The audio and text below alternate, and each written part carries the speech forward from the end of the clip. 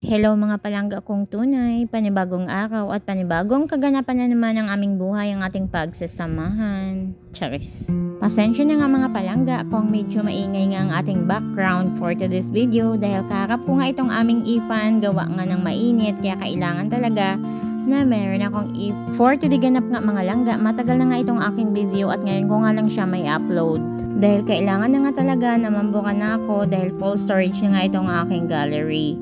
Kaya kailangan mawala na nga ito dito, Charis. Kaya kahit wala nga ako sa mood ngayong araw ay kailangan pa rin na makapag voice over para makapag-upload na nga ako. At para kahit papano ay dumagdag din ang kita.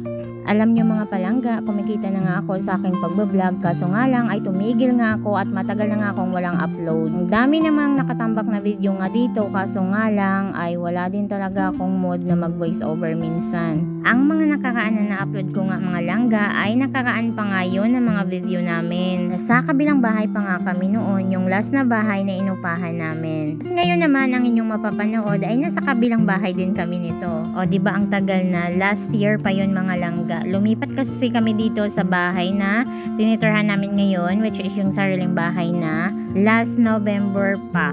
November 2024. So anong petsa na ngayon? Ang tagal na talaga mga langga. By the way, mabalik na nga tayo dito mga langga sa aking ginagawa. Gumawa nga ako nitong dishwashing liquid.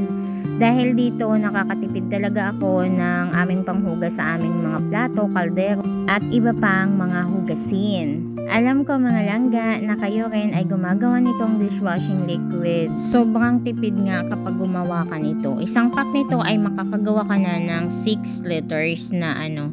By the way mga langga, yung lagayan ko is 1.5. At syempre patigil-tigil nga rin ako mga langga sa pag-BBO kasi nga may bumibili. Kapag may bumili, tatayo na naman ako kaya titigil na naman at makakalimutan ko na naman kung ano yung susunod na sasabihin ko. Oh no! Pagkatapos ko nga imikos-mikos yan mga langga ay nilagyan ko na nga siya ng cover. Nilagyan ko nga lang siya ng plastic mga langga para hindi mahulugan ng mga alikabok o kung ano mga klaseng dumi.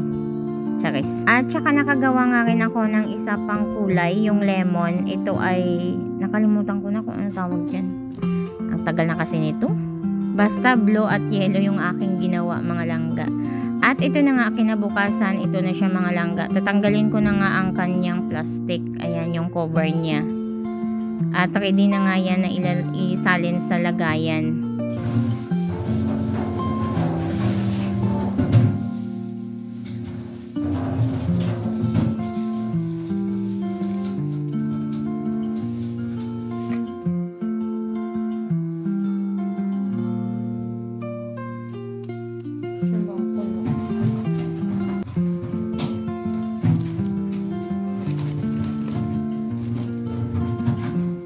Yan ay lemon.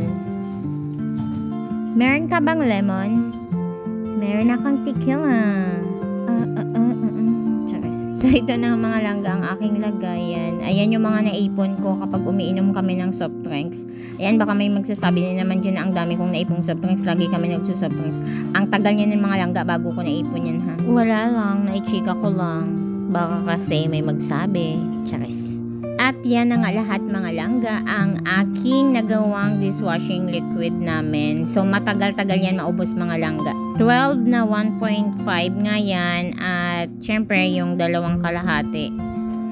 By the way mga langga, may chika ko nga, nung gumawa pala ako nito ay parang weeks na lang yung pagtira namin sa bahay na yan. Kasi nga papalipat na kami sa bahay na nabili ng aking Habibi Loves. So dahil madami yan, yung iba dyan ay binigay ko nga sa aking mga kapitbahay doon bago kami umalis. Kaya nung paglipat namin dito ay konti na lang at ilang bote na lang yung natira. Yan lang, naichika ko lang para may masabi. Charis. By the way mga langga, hanggang dito na lang muna. Hanggang sa muli. Bye! Salamat sa panonood. Be good always. God bless us everyone. Bye!